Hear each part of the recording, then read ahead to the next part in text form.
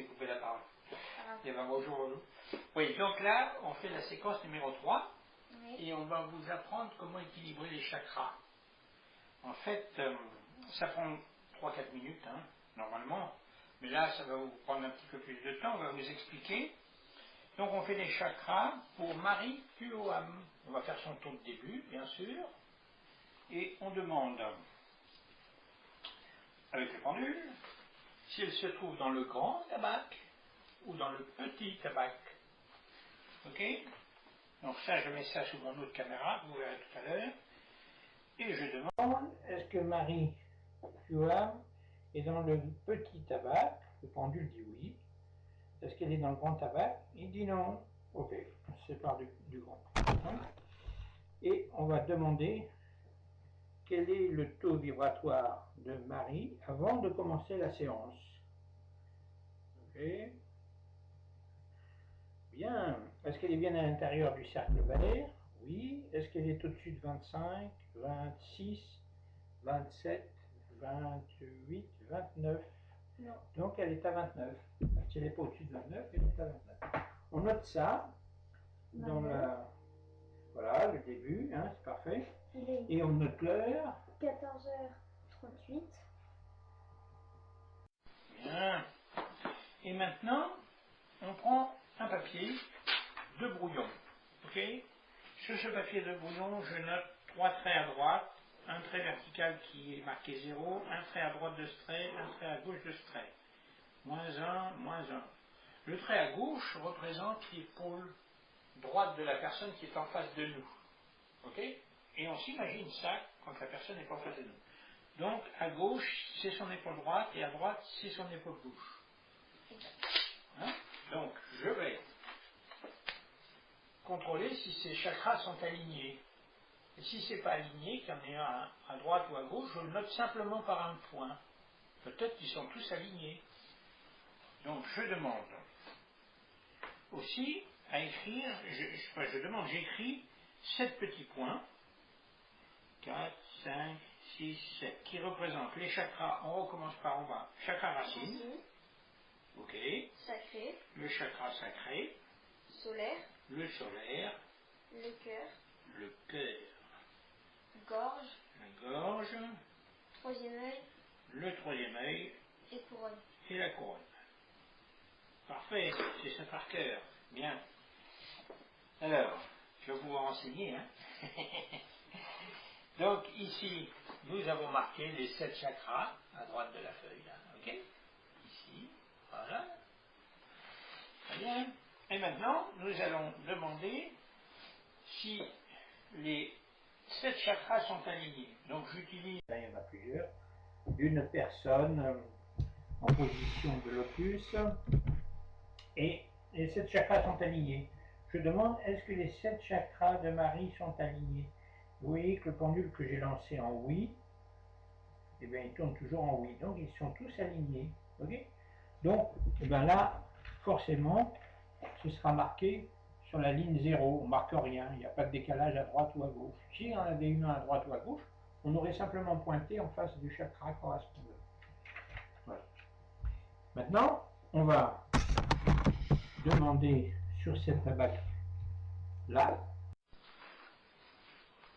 que pour moi est de 0 à 100, mais vous pourriez le faire de 0 à 10, c'est pareil, hein? Ok? 0 à 100. Eh bien, je vais demander si, est-ce que...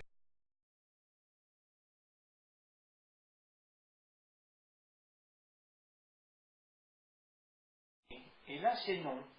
Alors, je dis ceci, je me mets sur le petit brouillon que j'ai fait, et je dis, si un chakra racine en parfaite santé est à 100, en énergie, à combien est le chakra racine de Marie Tuoham?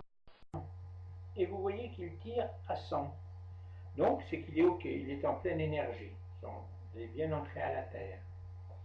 Maintenant, on va demander, pour son chakra sacré, si un chakra sacré en parfaite énergie est à 100, hein, vous aurez peut-être un abac à 10, mais c'est pareil. Dans ce cas-là, à combien est le chakra sacré de Marie Tuoham? Et on voit qu'il tire à 100. Ok?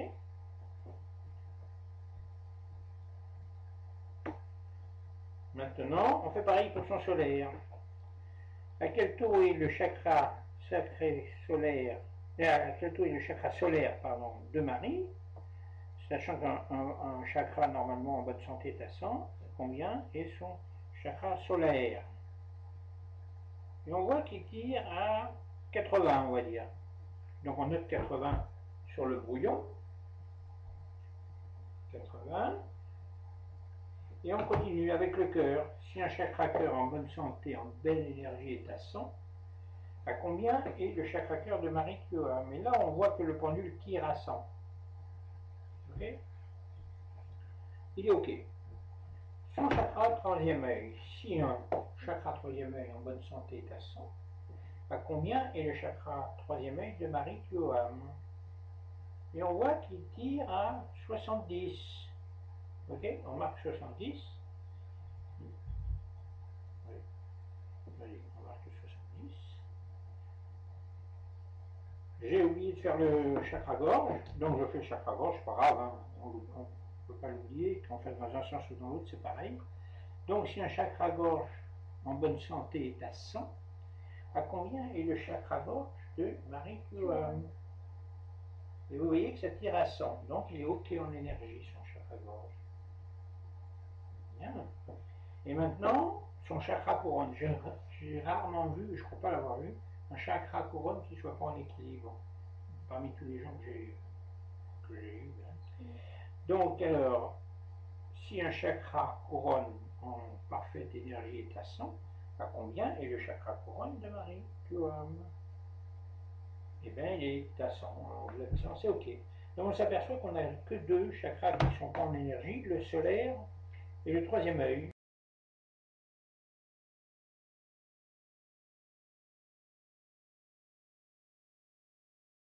Il y a deux façons de faire pour les recharger.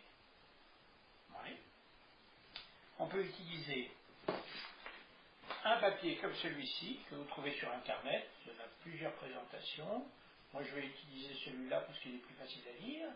Et sur ce papier-là, qu'est-ce qui est indiqué? Le nom des chakras. Ok, c'est important. Ici, leur fonction.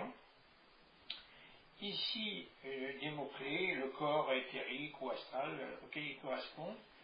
Les organes et les parties du corps. Et puis ici, vous avez aussi, ce qui est important, les glandes et les hormones produites. Okay, les autres, c'est deux colonnes, les huiles essentielles, tout ça. Ça dépend un peu des gens qui les ont montées et des besoins qu'ils ont eus. Moi, j'utilise le nom, bien sûr, les fonctions, le corps subtil qui correspond, les organes et les glandes et hormones produites. Hein, les glandes qui correspondent et les hormones produites. Ça me suffit. Donc, je peux dire, pour soigner, par exemple, son solaire qui est à 80%, je vais penduler sur le chakra solaire qui est ici et je demande à remettre en fonction parfaite les énergies sur le chakra solaire de Marie Kyoam. Donc ses centres d'énergie et émotions, son estime de soi, son pouvoir personnel, sa volonté. Et je continue le corps mental, c'est son corps mental, sa vue, son je veux, c'est ce qui est expliqué sur ce papier. Et puis ici, je demande à remettre à la norme les organes estomac, foie, intestin, grêle, la rate, vésicule biliaire, articulations et muscles, partie de la colonne vertébrale à l'arrière, hors os. Et puis je redemande donc à mettre à la norme de fonctionnement le pancréas et une bonne production d'insuline. Voilà.